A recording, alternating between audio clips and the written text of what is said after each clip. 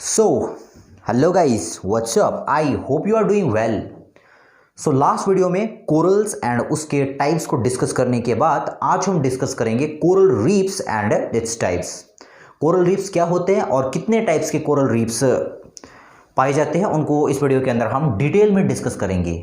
3 types के हमारे पास कोरल रीफ रहते हैं, इन तीनों की हम डिटेल में स्टडी करेंगे। So let's start now. हमारा जो आज का टॉपिक है उसका नाम है कोरल रीफ। इस पूरी की पूरी एंटिटी को अगर देखा जाए कोरल रीफ्स, तो ये 2 वर्ड से मिलकर बना हुआ है। First one is coral and second one is reef. Coral reef को समझने के पहले हम कोरल को समझते हैं कि व्हाट आर कोरल्स, उसके बाद हम इस पूरी की पूरी एंटिटी पर आते हैं। सो लास्ट वीडियो के अंदर हमने कोरल्स को डिस्कस कर लिया है और उसके डिफरेंट टाइप्स के जो कोरल्स रहते थे उनको भी डिस्कस कर लिया है। सो यहाँ पर मैं थोड़ा सा रेफरेंसेस का आपको दूंगा कि व्हाट आर कोरल्स, ताकि आप इसको उसके साथ रिलेट कर पाओ। तो पहले कोरल्स के ऊपर आते हैं कि what are corals. So phylum coelenterata की हमने कंप्लीट स्टडी कर ली है। फाइलम सिलिंड्रेटा के अंदर हमने 2 ऑर्गेनिज्म की डिटेल में स्टडी की। First one is Obelia and second one is Aurelia, जिसको हम जेलीफिश भी कहते हैं। हमने फाइलम सिलिंड्रेटा के अंदर देखा कि जो ऑर्गेनिज्म उसमें पाए जाते हैं उनके अंदर हमने देखा कि उनके अंदर पॉलीमॉर्फिज्म पाया जाता था।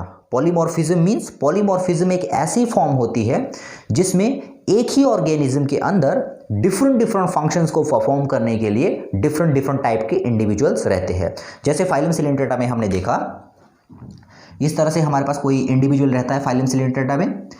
जो फाइलम सिलिंड्रेटा में ऑर्गेनिज्म तो एक ही होता है, लेकिन उस ऑर्गेनिज्म के ऊपर डिफरेंट फंक्शंस को परफॉर्म करने के लिए डिफरेंट इंडिविजुअल होते हैं। मतलब एक ही ऑर्गेनिज्म के अंदर और बहुत सारे डिफरेंट इंडिविजुअल होते हैं। सो जैसा हमने देखा, ये से हमने एक यहाँ पर मैं आपको एक कॉलोनी बना के दिखाता हूँ। जैसे मान लीजिए यहाँ पर मैंने कोई कॉलोनी बनाई इस तरह से। सो हे यू कैन सी, ये रफ मैंने किसी सिलिंड्रेट की कॉलोनी बना ली। ये एक कॉलोनी है फाइलम सिलिंड्रेटा के किसी ऑर्गेनिज्म की। ओके, तो यहाँ पर आप देख सकते हो ये ऑर्गेनिज्म एक ही है, लेकिन इस ऑर्गेनिज्म में डिफरेंट फंक्शन को परफॉर्म करने के लिए ये डिफरेंट स्ट्रक्चर लगे हुए हैं। Structure number 1, structure number 2 and structure number 3। अब ये ऑर्गेनिज्म तो कहने के लिए एक ही है, लेकिन अब देखिए इसमें डिफरेंट काम को परफॉर्म करने के लिए डिफरेंट इंडिविजुअल है। इसका फंक्शन कुछ अलग होगा, इसका फंक्शन कुछ अलग होगा, इसका फंक्शन कुछ अलग होगा। सो इसको हम कहते हैं पॉलीमॉर्फिज्म, जब ऑर्गेनिज्म एक ही है लेकिन अलग अलग फंक्शन को परफॉर्म करने के लिए अलग अलग इंडिविजुअल है, तो ये है पॉलीमॉर्फिज्म। नाउ जो ये पॉलीमॉर्फिक फॉर्म पाई जाती है फाइलम सिलिंड्रेट्स के अंदर, उन्हीं पॉलीमॉर्फिक फॉर्म में से एक फॉर्म होती है जिसको हम कहते हैं पॉलीएप। इसको हम कहते हैं पॉलीएप। ओके, जो ये पॉलीमॉर्फिक फॉर्म्स होती है फाइलम सिलिंड्रेट के अंदर, उनमें एक फॉर्म बनती है, उनमें एक स्ट्रक्चर बनता है, उनमें एक जॉइड बनता है, जिसको हम क्या कहते हैं, पॉलीएप। अब सारी स्टोरी यहीं से स्टार्ट होती है, इस पॉलीएप से।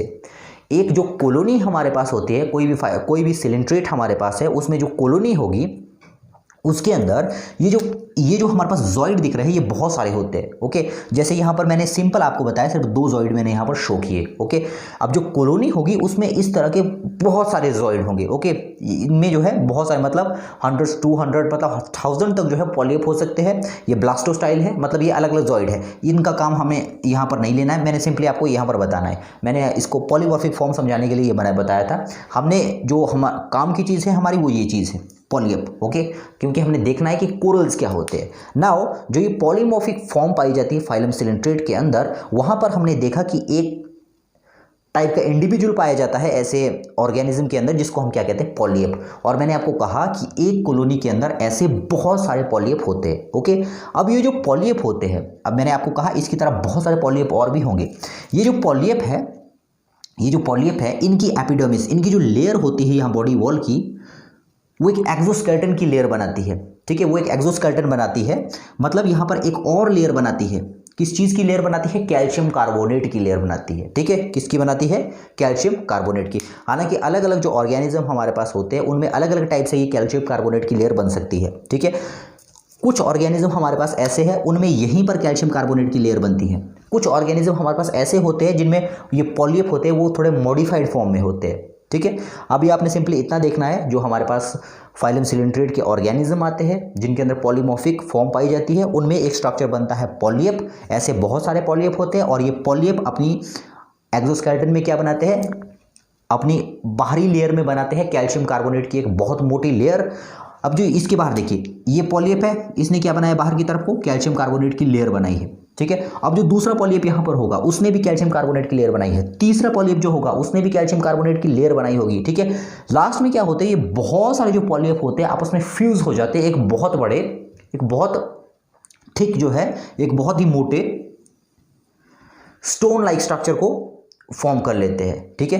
ये कैसे हुआ, ये जो बहुत सारे पॉलियप हमारे पास थे जिन्होंने कैल्शियम कार्बोनेट की लेयर्स बना ली है, ये क्या करते हैं आपस में फ्यूज हो जाते हैं और बाद में हमें ये एक बहुत बड़ा सा स्ट्रक्चर, एक बहुत ही हार्ड सा बड़ा सा स्ट्रक्चर दिखाई देगा, ठीक है। उन्हीं को हम कहते हैं कोरल्स, इन्हीं चीज़ों को हम क्या कहते हैं, कोरल्स, ओके। बाद में हमें ये इस तरह का दिखाई देगा, ओके, इस तरह से, क्योंकि बहुत सारे जो कोरल्स थे वो आपस में ज्वाइन हो गए थे, ठीक है। उससे क्या बन गया, उससे हमारे पास एक बहुत इस तरह का एक स्ट्रक्चर बन जाएगा जिसको हम क्या कहते हैं, कोरल्स, ओके। इनको हम क्या कहते हैं, कोरल्स। ये फर्स्ट टर्म को हमने डिस्कस कर लिया, what are corals, okay. Corals क्या है, कोरल जो है, जो पॉलियप हमारे पास होते हैं, जो पॉलियप हमारे पास होते हैं पॉलीमॉर्फिक फॉर्म के अंदर हमने देखा पॉलियप क्या करते हैं, एक्सोस्केलेटन की लेयर बनाते हैं और ये पॉलियप आपस में फ्यूज होकर एक हार्ड मटेरियल को बनाएंगे, एक हार्ड स्ट्रक्चर को बनाएंगे जिसको कि हम कहते हैं कोरल्स, ओके। ये कैल्शियम कार्बोनेट का रहता है मोस्टली। कोरल रीफ्स, ये कोरल हमने समझ लिया। अब पूरे वर्ड के ऊपर आते हैं कोरल रीफ क्या होता है एंड उसके बाद हम इसके एक एक करके इनके टाइप्स पर आएंगे, ओके। सो इसको हमने डिस्कस कर लिया, ये हमने डिस्कस कर लिया। नाउ अब आते हैं कोरल्स के ऊपर, what are coral reef, okay. A coral reef is a ridge और mound in a shallow tropical sea, has its upper surface near the surface of water, support a variety of animals and plants and is formed of calcium carbonate formed by the polyps, okay. अभी हमने क्या देखा, corals को हमने देखा। अभी आपने simple ऐसा देखना है, कोरल जो कोरल है, कोरल का अगर एक्सेसिव ग्रोथ कहीं पर हो जाता है और वो एक रिज और माउंड का स्ट्रक्चर, माउंड की जो है फॉर्म ले लेता है, तो उसी को हम कहते हैं सिंपली कोरल रीफ। मतलब यहाँ पर मान लीजिए एक कोरल बन चुका है, ये कोरल, यहाँ पर अगर बहुत सारे कोरल अगर मिलकर एक माउंड, बहुत बड़ा अगर एरिया बनाते हैं, बहुत बड़ा एक बड़ा मास बनाते हैं वहां पर, उसी को हम क्या कहते हैं, कोरल रीफ, ओके। ये जो है सेवरल किलोमीटर्स तक जा सकती है, अगर मान लीजिए कुछ मीटर से लेकर सेवरल किलोमीटर्स तक ये जो कोरल है इनकी ग्रोथ हुई है, तो उसी को हम कहते हैं, ये बहुत सारे का माउंटेन लाइक स्ट्रक्चर बनाएगा छोटा सा, ठीक है, जिसको कि हम कहते हैं कोरल रीफ। इसको हम क्या कहेंगे, कोरल रीफ। अब ये जो कोरल रीफ हमारे पास रहते हैं, ये 3 टाइप्स के हमारे पास रहते हैं। जो कोरल रीफ हमारे पास रहेंगे वो 3 टाइप्स के हमारे पास रहेंगे, 3 टाइप्स के हमारे पास कोरल रीफ रहेंगे, okay. First one is fringing reef. What are fringing reef? Fringing reef पे पहले आप ऊपर पॉइंट्स देख लीजिए, इसमें क्या लिखा है हमने, the reefs extend from near the shore to the distance of 400 metre into the sea. The space between the reef and the shore is called reef flat. It is a shallow and not navigable. A fringing reef has seaward slope. These are common in East Indies. अब इसको यहाँ पर समझ दे कि क्या कहने की कोशिश कर रहा है। अब यहाँ पर मान लीजिए बीच में लैंड है, ये लैंड है, ओके। यहाँ पर हमारे पास लैंड है, ये कहीं ये लैंड है।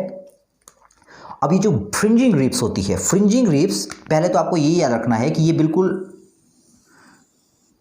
शोर के, मतलब लैंड के नज़दीक ये डेवलप होती है। ये मान लीजिए लैंड है, ये ओशन है, ओके। यहाँ से यहाँ तक का जो डिस्टेंस है वो हमारे पास अप्रोक्सीमेटली है 400 मीटर। ये जो मैंने रेड कलर में लाइन बनाई हुई है, ये है फ्रिंजिंग रीफ।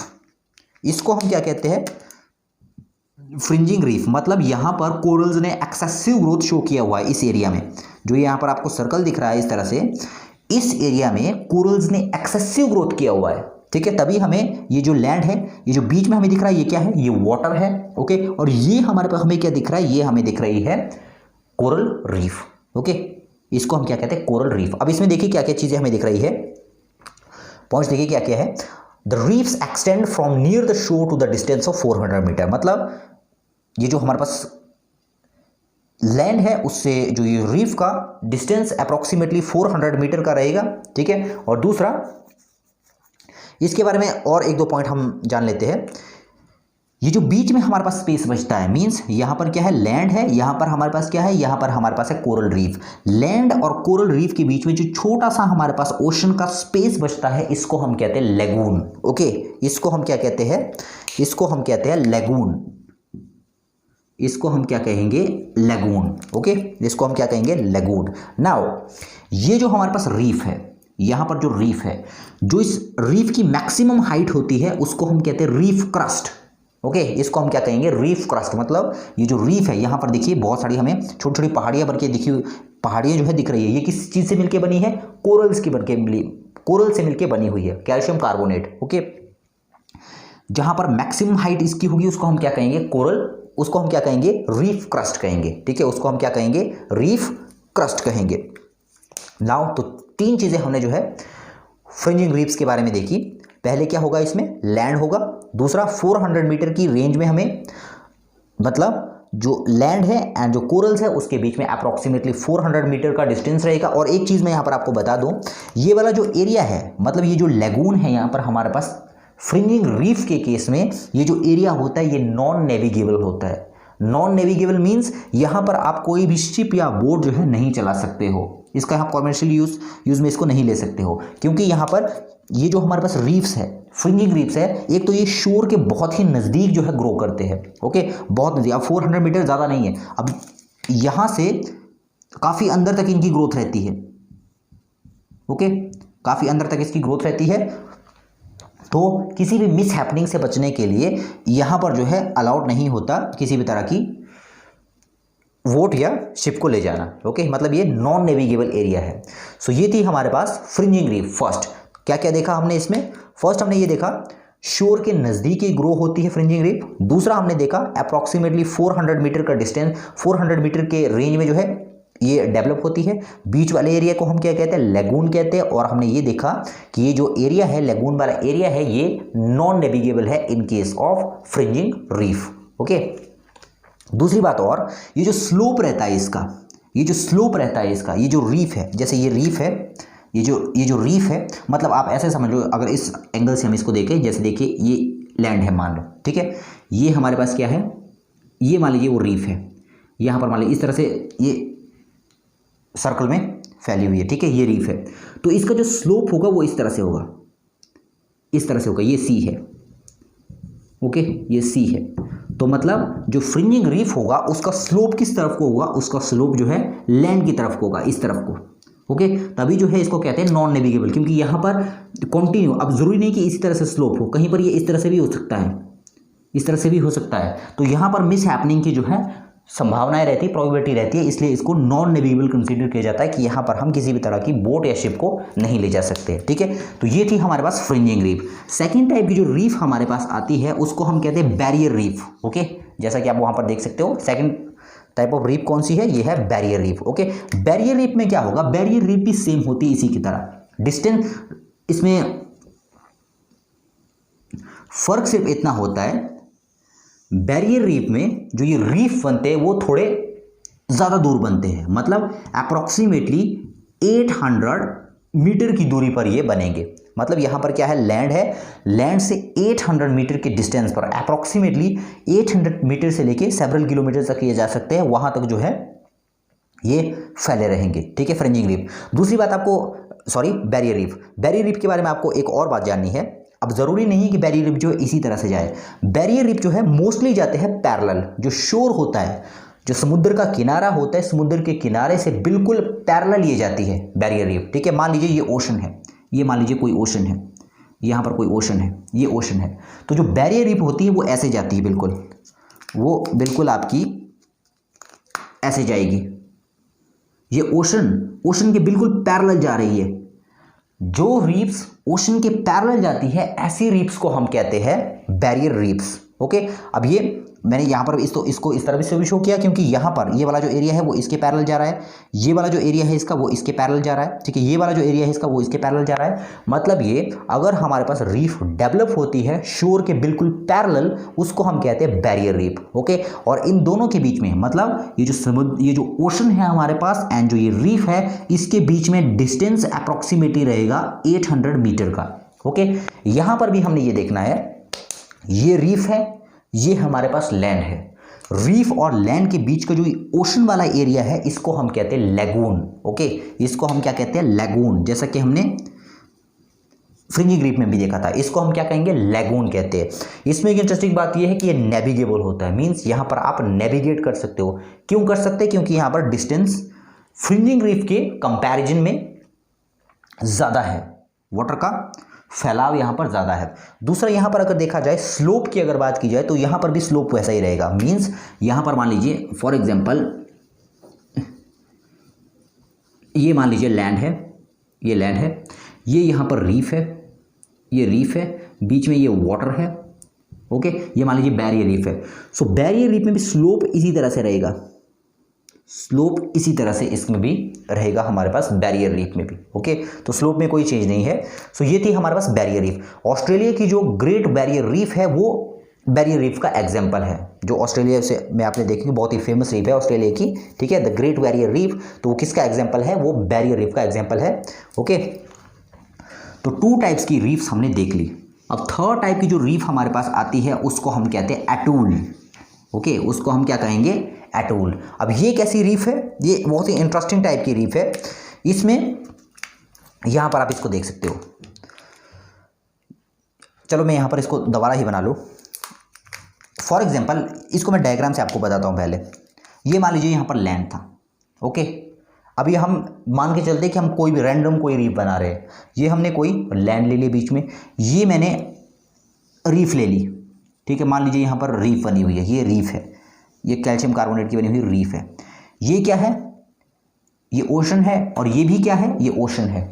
ये क्या है? ये रीफ और लैंड के बीच का ओशन है, जिसको हम क्या कहते हैं? जो रीफ और लैंड के बीच में जो ओशन होता है उसको हम क्या कहते हैं? लैगून कहते हैं, ठीक है। उसको हम क्या कहते हैं? लैगून कहते हैं। अगर इन दोनों के बीच में डिस्टेंस अप्रॉक्सीमेटली 400 मीटर का रहेगा तो हम उसको कहेंगे फ्रिंजिंग रीफ। अगर ये अप्रॉक्सीमेटली 800 का रहेगा तो उसको हम कहेंगे बैरियर रीफ। अब कई बार क्या होता है, जनरल रीफ में ये होता है, कोरल, बाहर कोरल होंगे, अंदर लैंड होगा और लेगून होगा, ठीक है। कई बार क्या हो जाता है, जो लैंड हमारे पास रहता है वो सबमर्ज कर जाता है, मतलब वो धंस जाता है, समुद्र के नीचे चला जाता है। ओके, मतलब ये लैंड था, ये समुद्र के नीचे नीचे जा रहा है। पहले इतना करता, बाद में इतना हो जाएगा, बाद में इतना हो जाएगा, बाद में इतना हो जाएगा, और एक टाइम ऐसा आ जाएगा ये सी के अंदर समा जाएगा। मतलब ये यहाँ से चला गया लैंड, ये कहाँ चला गया? ये वाटर के नीचे चला गया, सबमर्ज हो गया ये। ओके, इस केस में हमें क्या दिखेगा? पहले वाले जो रीफ हमने 2 रीफ देखे उसमें हमने देखा लैंड होता था, बाहर रीफ होती थी और एक लैगून बनता था। लेकिन जो ये एटूल होते हैं, ये कुछ स्पेशल टाइप के हमारे पास कोरल रीफ होते हैं, इनमें बीच में लैंड होता ही नहीं है। इसमें जो बीच में जो लैंड रहता है वो सबमर्ज हो जाता है, जिसकी वजह से क्या होगा, हमारे पास कोरल रीफ का इस तरह से दायरा बनेगा और बीच में हमारे पास क्या होगा? सिंपल लैगून होगा। ओके, यहां पर किसी भी तरह का हमें कोई भी लैंड देखने को नहीं मिलता है। इसको हम क्या कहते हैं? इसको हम कहते हैं एटूल। तो एटूल में देखिए हमने क्या देखा है, the atoll is a circular, oval और horseshoe shaped reef. It encloses a lagoon which may be up to 80 kilometre across. यहां से यहां तक का जो आपको ये सर्कमफ्रेंस दिख रहा है, यहाँ से यहाँ तक का जो ये डायमीटर आपको इसका दिख रहा है, ये अप्रॉक्सीमेटली 80 किलोमीटर तक हो सकता है, ठीक है। The lagoon does not enclose any island, मतलब इसी के अंदर किसी भी तरह का कोई आइलैंड नहीं होगा, क्योंकि मैंने आपको कहा जो लैंड था वो सबमर्ज कर चुका है, वो समुद्र के नीचे जा चुका है। Okay, next, the Lakshadweep and Maldives islands in the Indian ocean are atolls. जो मालदीव, जो लक्षद्वीप एंड मालदीव आइलैंड आप देखते हो इंडियन ओशन के अंदर, वो जो है एटूल के एग्जाम्पल है। इनको समझने के लिए आप जो इनको गूगल पर देख सकते हो, fringing reef, barrier reefs and atolls, इनकी पिक्चर्स आप देख सकते हो, वहां से आप इसको बेटर अंडरस्टैंड कर पाओगे कि किस किस तरह से ये अरेंज रहती है। ये थे कोरल रीफ्स। इस वीडियो के अंदर हमने जाना कोरल रीफ्स क्या है, कोरल्स क्या है एंड कौन कौन से टाइप कोरल रीफ्स के हैं। आई होप कि आपने इस वीडियो को एंजॉय किया होगा। मिलते हैं नेक्स्ट वीडियो में, तब तक के लिए गुड बाय।